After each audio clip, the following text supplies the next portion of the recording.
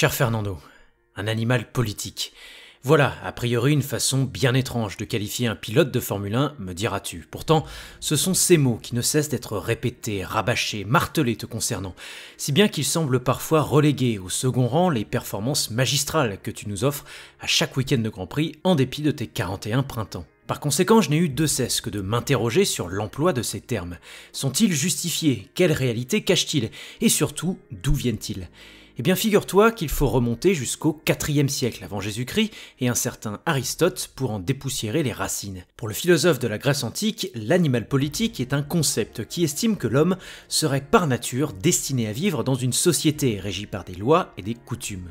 Autrement dit, d'après la pensée aristotélicienne, on ne naît pas homme, mais on le devient en vivant en communauté. Seulement voilà, si cette définition de l'animalisme politique te correspondait un tant soit peu, on l'aurait remarqué. Mais les 2 dernières décennies écoulées ont plutôt prouvé que le sens de la communauté, ce n'était pas vraiment ta tasse de thé, ta coupe de champagne, ton verre de prosecco, ton shot de saké, et bientôt ton dry martini à la 007. Oui, tu me permettras d'adapter mes expressions en fonction de tes nombreuses obédiences et de leurs spécialités locales. Et pardonne-moi d'avance si j'en ai oublié, mais tu m'accorderas que la liste est plutôt longue. Non, te concernant, les termes d'animal politique sont plutôt utilisés pour décrire un tout autre comportement qui ne t'honore pas vraiment, celui d'un opportuniste suffisant et aigri qui, et je prends les paris, n'enrichira plus jamais ton palmarès de façon notable.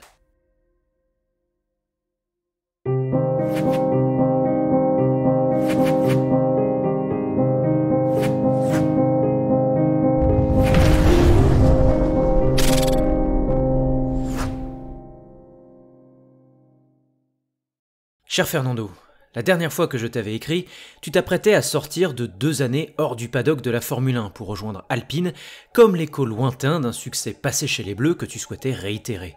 Et au-delà d'un retour à un niveau sportif exceptionnel dont je n'ai personnellement jamais douté, j'espérais surtout revoir un homme plus mûr, apaisé, humble, armé de patience et faisant pleinement corps avec son équipe. Et il faut dire que tu en as mis des fioritures en vue de dédiaboliser cette image d'employé ingérable et de team player raté que tu avais entretenu de plus en plus intensément depuis ton passage chez McLaren Mercedes en 2007, si bien que les observateurs les plus sceptiques, dans lesquels je m'inclus évidemment, durent se frotter les yeux à plusieurs reprises pour être bien certains de te reconnaître. Était-ce bien toi, Fernando, ce gentleman prêt à partager ses données avec le jeune Esteban pour le bien de l'équipe ? Était-ce bien toi, ce personnage modeste, bienveillant et à l'écoute de son management? Et était-ce bien toi, ce pilote capable de faire profil bas auprès des médias tout en coupant court aux médisances et autres sournoiseries politiques? À ma grande surprise, oui, ça l'était. Mais vois-tu, Fernando, aussi fraîche soit-elle, une peinture de mauvaise qualité n'a qu'à être grattée suffisamment à sa surface pour laisser apparaître les premières écailles, les premières fissures et les premières manifestations des couches d'autrefois. Ainsi, il ne s'agissait pas tant de savoir si cette façade soigneusement maquillée s'effondrerait, mais plutôt de déterminer quand elle commencerait à montrer des signes de faiblesse. Ces premiers signes, je suis certain de les avoir perçus à Budapest en 2021, où au-delà d'une démonstration de pilotage phénoménal face à Lewis Hamilton et un bonheur sincère pour ton jeune coéquipier victorieux, tu en avais fait des tonnes devant les caméras pour montrer à qui voulait bien l'entendre que si Ocon Ier était le roi du jour, c'était bien toi, le pape Alonso, qui l'avait couronné. Un épisode que beaucoup avaient pourtant considéré comme l'illustration pleine et entière de ton esprit d'équipe retrouvé, même si pour ma part, j'ai toujours pensé que ces belles images cachaient moult arrière-pensées politiques et que cette symbiose affichée ne serait jamais gratuite. Quelques mois plus tard à Sochi puis Austin, tu te lançais dans une croisade réglementaire certes légitime contre les limites de piste et l'inconstance de la FIA, mais en usant de moyens médiatiques et sportifs grotesques qui ne pouvaient en aucun cas contribuer à poser les bases d'une discussion sérieuse en la matière. Et je ne te rappellerai pas les petits missiles bien placés devant les journalistes et à travers lesquels tu ironisais sur le manque d'évolution apporté à ton Alpine A522 jusqu'à Barcelone. Alors tu vois, même rasé, un tigre garde toujours les mêmes rayures, bien que jusque-là, difficile de te reprocher grand-chose. Mais il me semble que le Fernando à l'ancienne s'est révélé au grand jour et sans complexe à l'occasion de ton transfert vers Aston Martin. Alors sur le fond, je pense que l'on peut tous comprendre ce choix sans forcément l'apprécier. Car on a bien saisi qu'Aston Martin était la seule équipe à pouvoir t'assurer un avenir pérenne en Formule 1.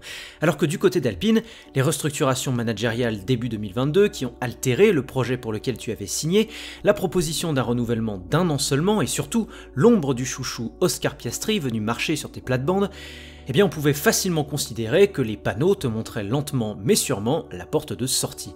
Pour autant, peut-on seulement reprocher à Alpine de t'avoir proposé un renouvellement aussi court-termiste malgré tes performances ? Ça, je n'en suis pas convaincu. Car que tu le veuilles ou non, Fernando, tu as 41 ans. Et les garanties de performance sportive et de stabilité que tu proposes à un employeur seront ainsi, à tort ou à raison, moins convaincantes qu'avec 10 ans de moins. La vraie question de fond sera donc de savoir si fin 2024, il aura été plus bénéfique de passer 2 années avec ce qui est aujourd'hui la 9e force du plateau qu'un an minimum avec celle qui tutoie le podium des constructeurs actuellement. J'ai une petite idée de la réponse, mais j'espère sincèrement me tromper pour le bien de la Formule 1.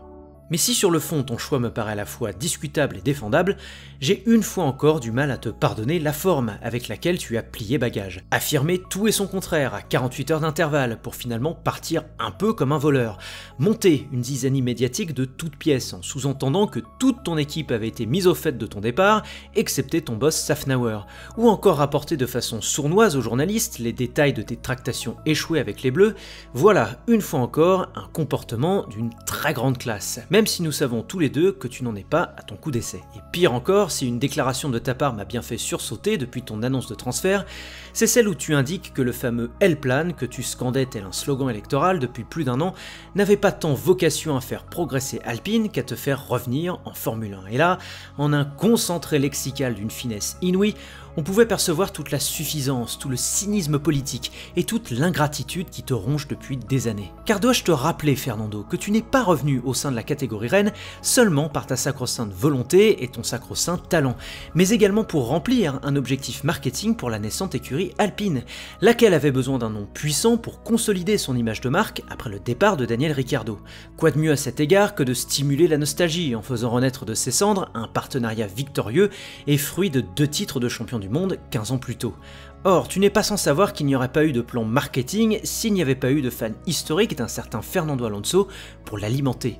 Donc, cracher sur cet héritage avec un sourire que l'on suppose narquois, en signifiant à tes fans qu'il n'était qu'un simple vecteur à ton émancipation personnelle, c'est tout simplement mordre dans la main qui t'a nourri. Et si j'étais un de tes plus fervents admirateurs, je l'aurais clairement mauvaise.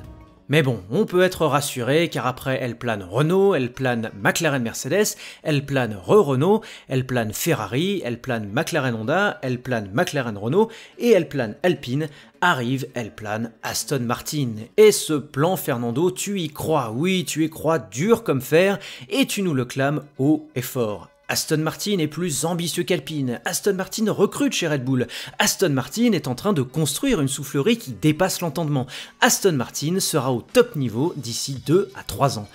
Le problème, c'est que ces paroles d'illusionnistes sonnent comme un disque rayé, à tel point que plus personne n'y croit. Pourquoi ?